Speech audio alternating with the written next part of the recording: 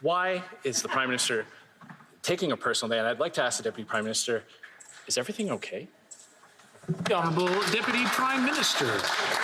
Mr. Speaker, thank you for that question. As Deputy Prime Minister, part of my job is to be accountable to this chamber when the Prime Minister is not here. It's a privilege for me to answer questions on behalf of the government from members on the other side of the House. And I'm very happy to answer any questions the opposition has today. The Honourable Leader of the Opposition. On va voir, Monsieur le Président. Well, we'll see, Mr. Speaker. Every day, we learn new troubling details about the We Charity.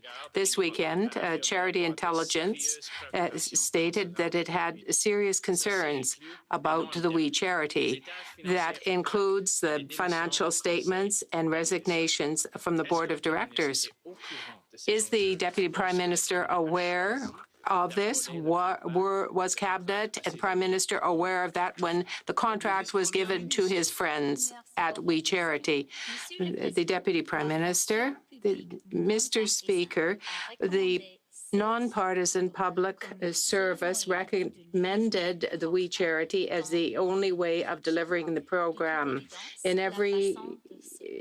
Clearly, the way in this was rolled out was regrettable, and this is why we are dealing with this project. Set up an organization with a charitable wing that receives money from the taxpayer. That same organization sets up a for-profit corporation that charges the charity for, quote, services.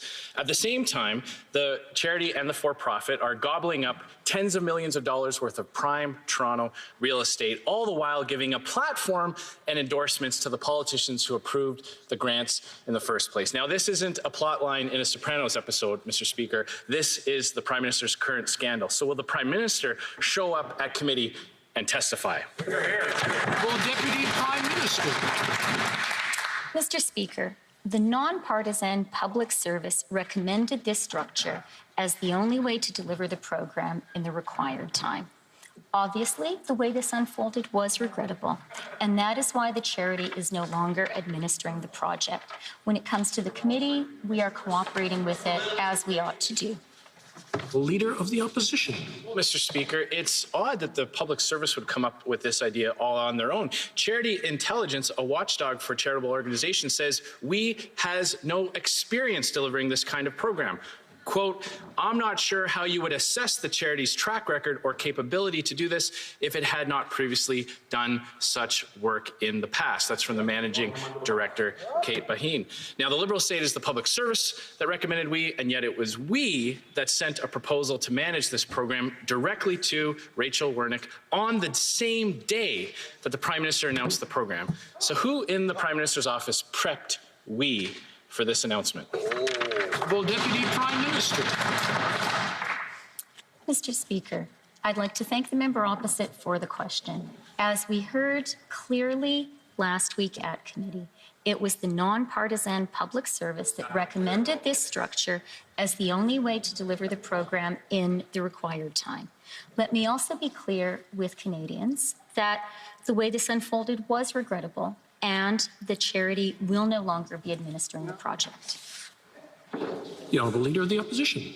True to what the Deputy Prime Minister is saying, Mr. Speaker, nothing is becoming clear from testimony at the committee. In fact, on the Ethics Committee, Liberal members shamefully filibustered and ran out the clock so they wouldn't have to answer these types of questions. Getting up in the House of Commons and responding is not the same as giving an answer to very specific questions.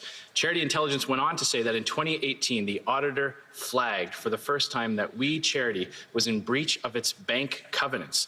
That is a massive, massive red flag, end quote. Now, either the Liberals were aware of these issues and still approved the decision, or they were incompetent. It's either corruption or incompetence. Which is it?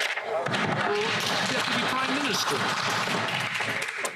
Mr. Speaker, it is neither.